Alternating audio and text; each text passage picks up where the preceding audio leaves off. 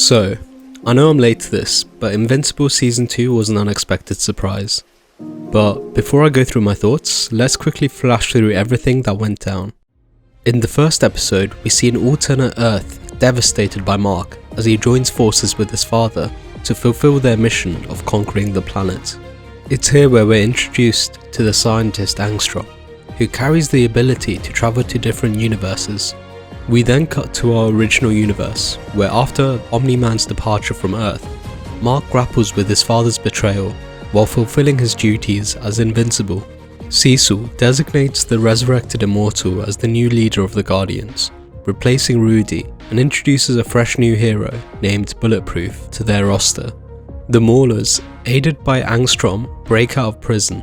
The twins are then given a mission of constructing a device to transfer all the memories of the multiple Angstroms from alternate universes to himself.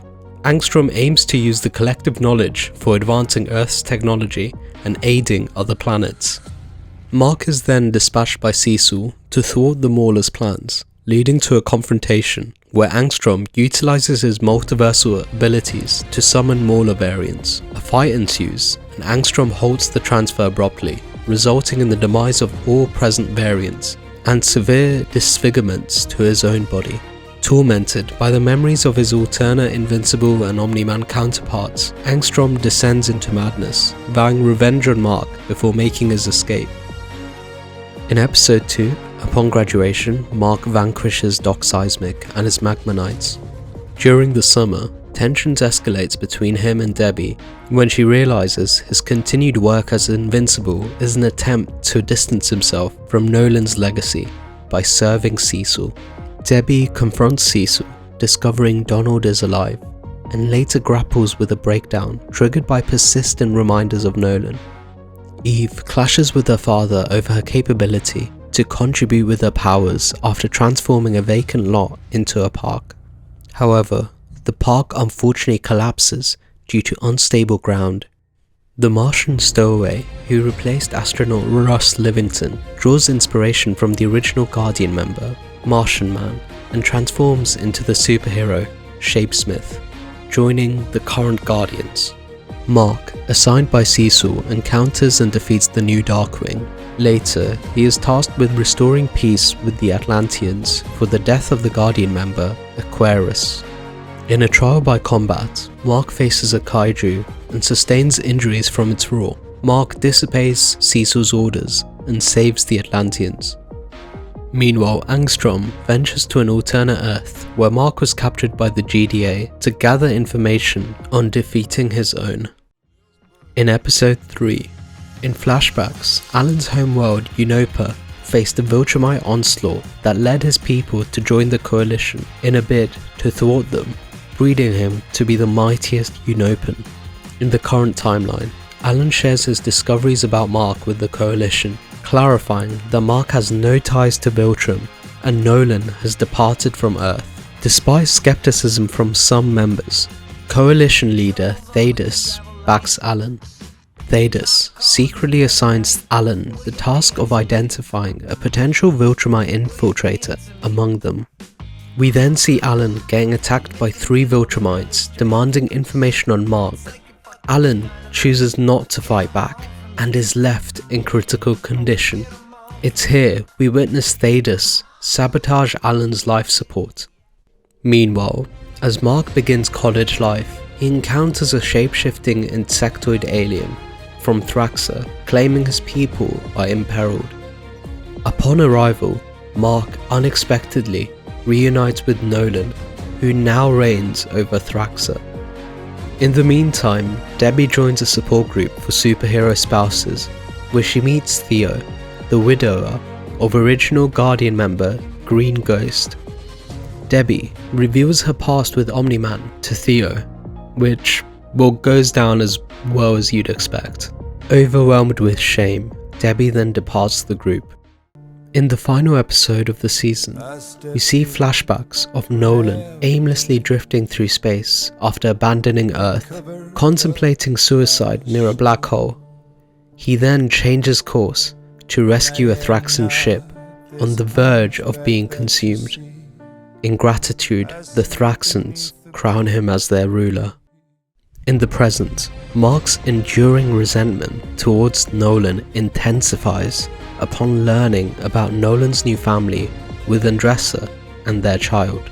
Despite understanding his son's emotions, Nolan seeks Mark's assistance in safeguarding Thraxa. Suddenly, 3 Viltrumites intervene. While ensuring the safety of Andressa and her child, Mark discovers from her that Nolan genuinely regrets his actions and loves him. The father-son duo manage to defeat the Viltrumite soldiers, but suffer severe injuries. Lucan, one of the Viltrumite soldiers Nolan had incapacitated moments before, emerges out of nowhere and defeats Nolan, who is subsequently captured and taken back to Viltrum for execution. Craig, a high-ranking Viltrumite general, assigns Mark the original mission of preparing Earth for their invasion, threatening destruction if he fails. Meanwhile, Debbie comes to terms with the falsehood of her relationship with Nolan, rejecting his income through Cecil and discarding his books. Elsewhere, Donald unearths evidence of his own demise. Conflicted and disoriented, he attempts to stab himself, but finds the knife bent upon drawing blood, thus concluding the season. Okay, so what did I like about this season? First of all, the writers did a tremendous job in exploring grief. This season takes place after the atrocities committed by Omni-Man, and we immediately get to see the effect this has had on the Grayson family, with Mark constantly trying to prove that he is unlike his father, and Debbie struggling to cope with the fact that the man she fell in love with had been lying to her for the last 20 years. I appreciate the fact that this was not something the writers just brushed over, by making grief a constant within all 4 episodes.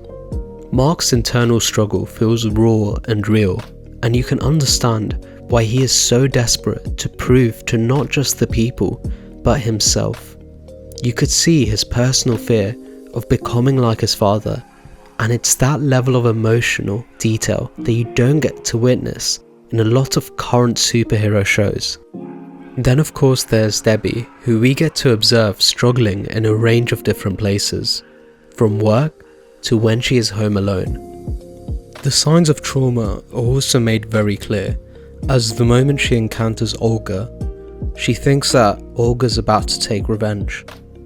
And then of course, there's the worry Debbie has of Mark becoming too obsessed with being a superhero and forgetting to live life as a regular human being. Again, these small but important things build a strong connection between us, the viewers, and the characters within the show, and make us care more with every additional hardship they face. I found myself also being invested in Atom Eve's personal growth. What stood out to me was the moment she confronted her father about accepting her help, only to be faced with the news that the park she had built had collapsed due to the unstable ground. It's at this moment that you get to see her pause in shock and confusion, as she questions whether she is truly doing the right thing. And it's good that we see these flaws, as we can't forget she's still very young and has a lot more to learn. This season, despite it being so short, has also done a good job with expanding the wider world, as we get to see Alan the alien return home and introduce us to the coalition of planets. Despite the minimal information we have about Alan from Season 1, Season 2 did a fantastic job in providing us with a quick insight into who Alan is, which is why, despite knowing Alan for such little time, the attack he faces by the 3 Viltrumites is a painful scene that hits us all. This is where the animators deserve all the props, as Alan's glance at his girlfriend and that quick smile is all the explanation we need as to why Alan does not fight back against his attackers. Now onto the main man himself, Omni-Man. The scene of Omni-Man standing in front of the black hole speaks volume. His remorse and regret towards everything he's committed and the consequences they brought could be felt through the screen. Honestly, This moment had to be one of the most beautifully animated scenes we get in the whole show. Then of course in the final episode we get to see Omni-Man's anger as tears fall down his face when he witnesses many Thraxans who have been killed by the 3 Viltrumites. It's here we get to witness the internal battle Omni-Man has, as clearly Mark's words in season 1 have changed him. Outside of the characters and the story, this season has also had an improvement in animation. Now, I understand many people will disagree, but you cannot argue that this scene alone defeats any scene in season 1.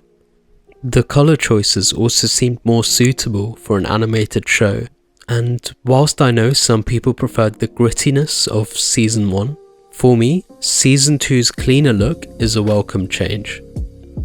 The choice of soundtracks are also superb. I know I sound like a broken record, but Omni-Man's scene where he's journeying through space is perfectly accompanied by the song Avalanche, which does a great job in amplifying the feeling of pain.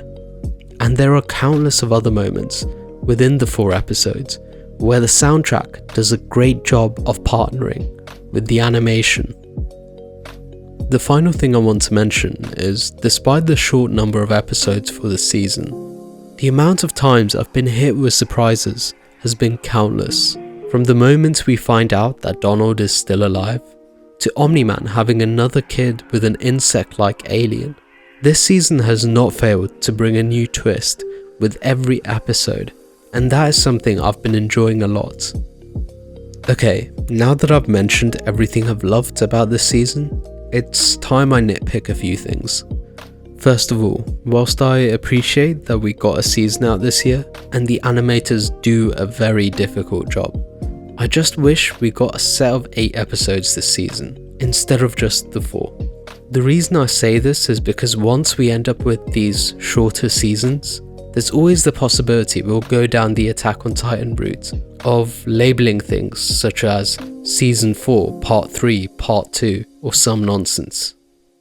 I also want to mention that whilst the animation in my opinion has been great, my only complaint is that when we have scenes like this, by the way, I promise this is the last time I mention this moment, it just screams that the animators can do a better job, and honestly, I'd rather wait an extra few months to see that level of improvement. Adding on to the animation, I'm not entirely sure I agree with all the choices that have been made. I mean, why does this guy look like some chubby Steve Harvey? Lucan in the comics has abs popping out of his suit, so I don't get the decision of adding those inches to his waistline. And yeah, in all honesty, that's it. This season has been one of the best things I've watched this year, and so I have to give it a 9.5 out of 10. The show has completely blown out all of the competition, and I can't wait for the next installment of episodes. Anyways, if you guys agree or disagree, let me know in the comments below, and subscribe if you want to see more content like this, and I'll catch you all in a bit.